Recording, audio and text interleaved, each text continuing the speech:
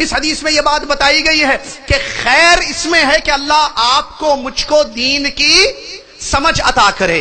اگر ہم نے دین سمجھا اس کا مطلب اللہ تعالی ہمارے لیے خیر کا ارادہ کر لیا. لہذا ہمیشہ اللہ رب العالمین سے دعا کرنا کہ اللہ ہمیں دین کی سمجھ عطا فرما. نبی علیہ الصلوۃ والسلام نے فرمایا خیرکم من تعلم القرآن وعلمہ، تم میں سب سے اچھا انسان، سب سے بہترین انسان وہ ہے جو قرآن کو سیکھتا ہے اور سکھاتا ہے.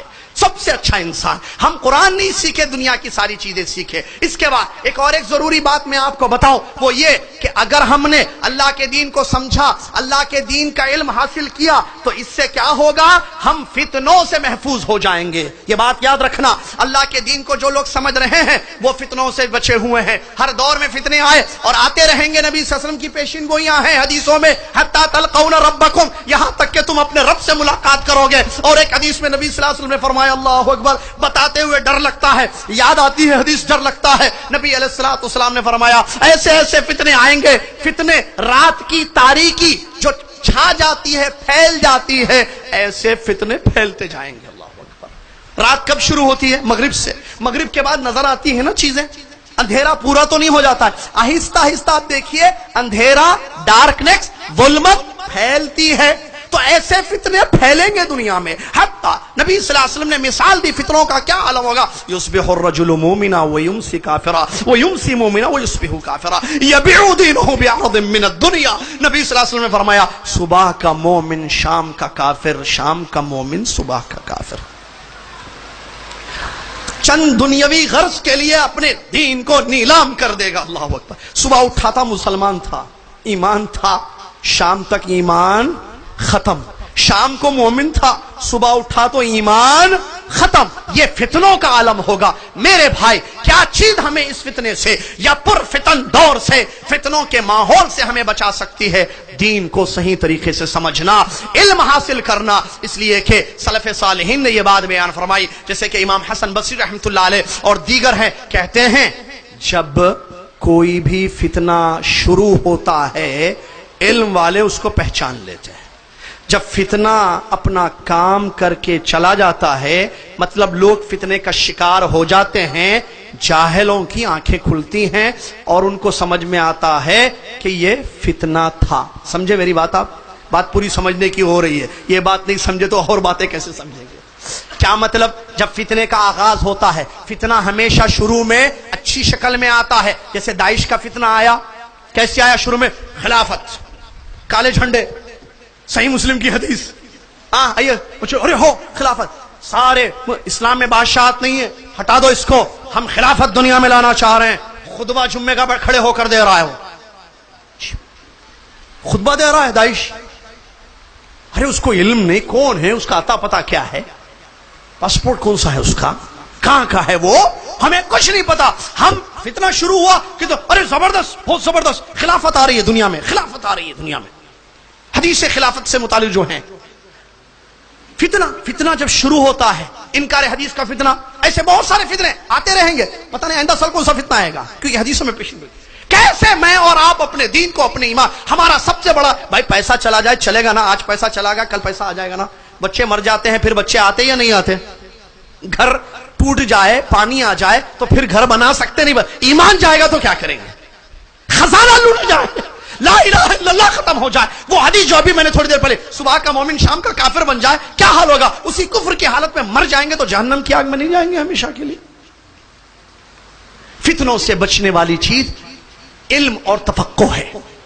دیکھیے، غور کیجئے میرے ساتھ، صحابہ کی زندگیاں موجود ہیں. صحابہ نے دین کو سمجھا کہ نہیں سمجھا؟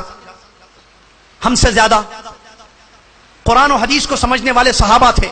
اگر ہم چاہتے ہیں کہ اپنے آپ کو بچائیں فتنوں سے، اپنے عمل کو ٹھیک کریں، رب کو راضی کریں، جنت کے مستحق ہو، جہنم کی آگ سے بچائیں، قرآن مجید کی آیتیں موجود ہیں، سورہ مائدہ، سورہ بقرہ وغیرہ کی، جس میں یہ بات بتائی گئی کہ دین کو ویسے سمجھو جیسے صحابہ نے سمجھا ہے، تو ہم اپنے آپ کو فتنوں سے بچائیں گے.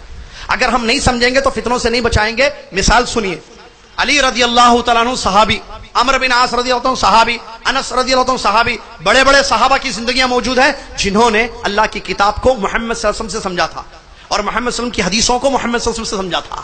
کلام اللہ علی مراد اللہ، کلام رسول صلی اللہ علیہ وسلم علی مراد رسول صلی اللہ علیہ وسلم. یہ ایک جملہ یاد رکھنا. اللہ کے کلام کو اللہ کی مراد پر سمجھنا, رسول اللہ صلی اللہ علیہ وسلم کے کلام کو رسول اللہ صلی اللہ علیہ وسلم کی مراد پر سمجھنا. یہ صحابہ نے سمجھا, اسی میں نجات ہے ہمارے لیے. صحابہ جنہوں نے کلام اللہ کو مراد اللہ پر سمجھا. کلام اللہ کا مراد کس کا؟ اللہ. اللہ کی کیا مراد ہے اس پر ہم سمجھیں گے. مجھے جیسے اچھے لگے ویسے سمجھوں. آیت کو پڑھ رہا ہوں, 5 لوگ بیٹھے ہوئے ہیں, قرآن کی آیت پڑھی جا رہی ہے, بھئی آپ کو کیا لگ رہا ہے اس آیت کا کیا مطلب ہو سکتا ہے؟ وہ صاحب ایک مطلب بتا رہے ہیں, دوسرے صاحب ایک مطلب بتا رہے, تیسرے صاحب ارے باقاعدہ دروس ہوتا ہے ایسے گھروں میں بیٹھ کر. اچھا 5 دماغ بیٹھ کر اللہ کی مراد کو سمجھنا چاہتے ہیں, بھول گئے ابو بکر صدیق رضی اللہ تعالیٰ نے کیا کہا تھا؟ ایو سماء تظلنی, کون سا آسمان مجھے سایہ دے گا, کون سی زمین مجھے پناہ دے گی اللہ کی کتاب کے بارے میں بولوں جس کا مجھے علم نہ ہو. کیسے بولتے ہیں؟ اللہ کی مراد محمد صلی اللہ علیہ وسلم جانتے ہیں, اور محمد صلی اللہ علیہ وسلم نے اللہ کی مراد جن کو بتائی وہ ہے صحابہ سلف صالحین. ابھی شیخ جو بتا رہے تھے شعبان صاحب, اسلام کو کیسے سمجھیں, اسلام کو صحابہ کے جیسے سمجھیں تبھی فتنوں سے بچیں گے.